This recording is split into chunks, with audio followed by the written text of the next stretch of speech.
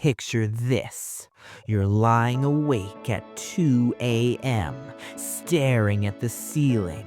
Your mind is racing. Am I good enough? Can I really do this? What if I fail again? You scroll through social media and see people who seem to have it all figured out. Meanwhile, you feel stuck, uncertain, small. You wonder if maybe, just maybe, success, confidence, and purpose are only for other people, not you. But what if I told you that everything you've ever needed is already inside you? What if the only thing standing between you and the life you dream of is a single belief? The belief that says you can. Today, we're diving into one of the most powerful, timeless books ever written on self-belief and personal transformation. You Can by George Matthew Adams. This isn't just a book, it's a mirror. It reflects back to you the strength, the courage, and the potential you've always had, but may have forgotten. So take a deep breath, let go of the doubts for just a moment, and let's explore what it truly means to say, I can. What is You Can really about? You Can by George Matthew Adams is a motivational classic first published in 1903. It's a collection of short, powerful essays that remind us of one simple truth. We are far more capable than we think. Adams teaches that success, happiness, and fulfillment don't come from luck, privilege, or special talent. They come from self-belief, character, persistence, and service to others. The book encourages us to stop doubting ourselves, take full responsibility for our lives, and start living with courage and purpose. In a world full of noise and distraction, You Can calls us back to the fundamentals. Believe in yourself, act with integrity, and never give up. It's not about becoming someone else. It's about becoming the fullest, truest version of you. Lesson 1. Believe in yourself first. Let me tell you a story. There's a young man named David. He's 28 years old, working a job he doesn't love, living paycheck to paycheck. Every night he dreams of starting his own business, something creative, something meaningful. But every morning the same voice echoes in his head. Who do you think you are? You don't have the experience. You're not smart enough. So he stays quiet. He stays safe. He stays stuck. Sound familiar? David's story is not unique. It's the story of millions of people around the world who have a dream, but don't believe they're worthy of it. And that's exactly where George Matthew Adams begins. Adams opens the book with this powerful statement: You can. Not maybe, not if you're lucky, but you can. He says that the biggest obstacle between you and your dreams is not the world, it's you. It's the voice in your head that says, I can't.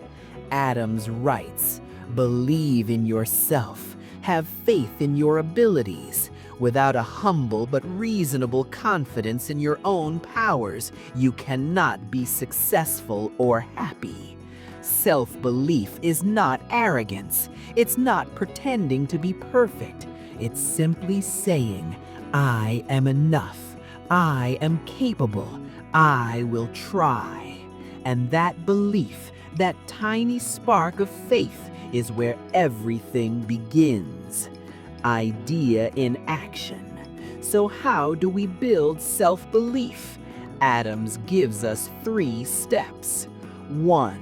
Stop comparing yourself to others.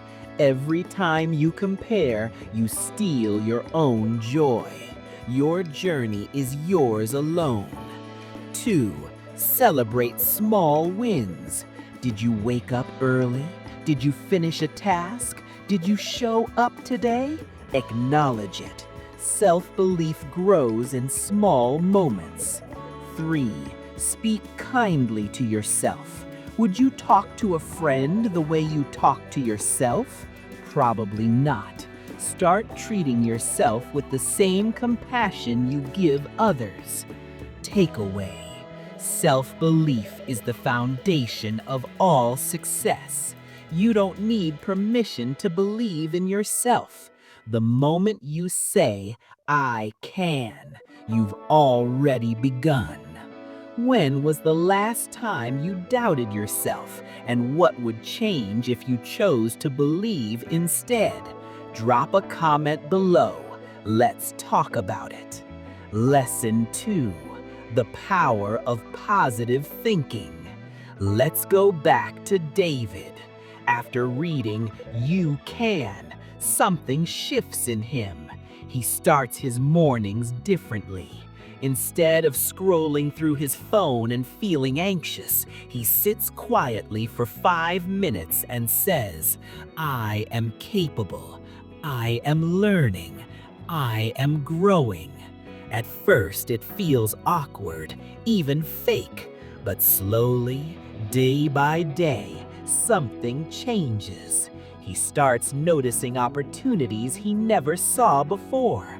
He takes a small step towards his business idea, then another, then another.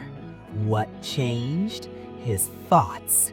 Adams dedicates an entire section of the book to the power of thought. He writes, "Your thoughts are the architects of your destiny." Think about that. Every action you take begins as a thought. Every word you speak was once a thought. Every emotion you feel is shaped by a thought. Adams believed that if you fill your mind with doubt, fear, and negativity, you'll live a life of doubt, fear, and negativity. But if you fill your mind with hope, courage, and possibility, that's what your life will reflect. This isn't about toxic positivity or pretending problems don't exist. It's about choosing your mental diet carefully, because your mind is like a garden. What you plant is what will grow. Practical application. Here's how to cultivate positive thinking. 1. Start a gratitude practice. Every morning or night, write down 3 things you're grateful for. It trains your brain to look for the good. 2. Limit negative inputs. Be mindful of what you consume. News, social media, even conversations. Protect your mental space. 3. Reframe your challenges. Instead of, "Why is this happening to me?" ask, "What is this teaching me?" Adams says, every difficulty is an opportunity in disguise. Takeaway. Your thoughts shape your reality. Positivity is a practice, not a personality trait. You have the power to choose what you focus on. What's one negative thought you're ready to let go of today? Share it in the comments. Sometimes naming it helps release it. Lesson 3. Take responsibility for your life. Now here's where the book gets real. David starts making progress, but one day something goes wrong. A client backs out. Money gets tight. He feels like giving up, and that old voice returns. See, I told you, you're not cut out for this. It's not your fault. Life is just unfair. But then he remembers something Adams wrote. You are the master of your fate. You are the captain of your soul. And David realizes he is in control, not of everything that happens, but of how he responds. This is one of the toughest lessons in the book, and one of the most liberating. Adams says, stop blaming, stop making excuses, take full responsibility for your life. It's easy to blame the economy, your upbringing, your boss, your circumstances. And yes, sometimes life is unfair. But blame doesn't change anything. Responsibility does. When you take responsibility, you reclaim your power. You stop being a victim. You become a creator. Adams writes, the person who says I can and the person who says I can't are both right. The choice is yours. Practical application. How do you practice radical responsibility? 1. Own your mistakes. Don't hide from them. Learn from them. 2. Limit waiting for permission. Want to start something? Start. Want to change? Change. You don't need anyone's approval. 3. Focus on what you can control. You can't control the weather, but you can control your attitude, your effort, and your choices. Takeaway: responsibility is freedom. Blaming others keeps you stuck. Owning your life sets you free. You always have a choice, even if it's just how you respond. What's one area of your life where you're ready to take full responsibility? Let us know below. Lesson 4. Build strong character. Let's talk about something that doesn't get enough attention today: character. David's business starts to grow. He's getting clients, making money, feeling confident. But one day, he's tempted to cut corners, to lie a little, to take a shortcut. No one would know, right? But he remembers Adam's words. Character is the real foundation of all worthwhile success. And David makes a different choice. He does the right thing, even when it's hard. And in the long run, that choice builds something money can't buy: trust, integrity, respect. Adams believed that skills and talent are important, but character is everything. He writes, you can fool the world, but you can never fool yourself. And if you lose your character, you lose everything. Character is who you are when no one is watching. It's doing the right thing even when it costs you. It's being kind even when you're tired. It's showing up even when you don't feel like it. Character isn't built in one big moment. It's built in 1,000 small ones. How do you build strong character? 1. Keep your word. If you say you'll do something, do it. Even the small things matter. 2. Be honest with yourself and others. Lies might feel easier in the moment, but they erode trust over time. 3. Practice consistency. Character isn't about being perfect. It's about being reliable. Show up, keep going. Adams says, the world makes way for the person who knows where they are going. And that starts with character. 1. Character is your true wealth. 2. Integrity is doing the right thing even when it's hard. 3. Small, consistent actions build a life of honor. Who's someone in your life who inspires you with their character? Tag them or share their story below. Let's celebrate integrity. Lesson 5. Service to others equals success. David's business is thriving now, but something still feels empty. He's making money, he's independent, but he's not fulfilled. Then one day, he reads this line from Adams: "The measure of your success is the service you render to others," and it clicks. True success isn't about what you get, it's about what you give. Adams believed deeply in this principle. The more you serve others, the more meaningful your life becomes. He writes, "You can have everything in life you want if you'll just help other people get what they want." This isn't about losing yourself or people-pleasing. It's about understanding that we're all connected. When you help someone else rise, you rise too. When you contribute to the world, you become part of something bigger than yourself. Service isn't a sacrifice, it's a strategy for happiness. Idea for practical application. How can you serve others today? 1. Start small. Hold the door. Send a kind message. Share knowledge freely. 2. Use your gifts. Whatever you're good at, teach it, share it, offer it. 3. Listen more.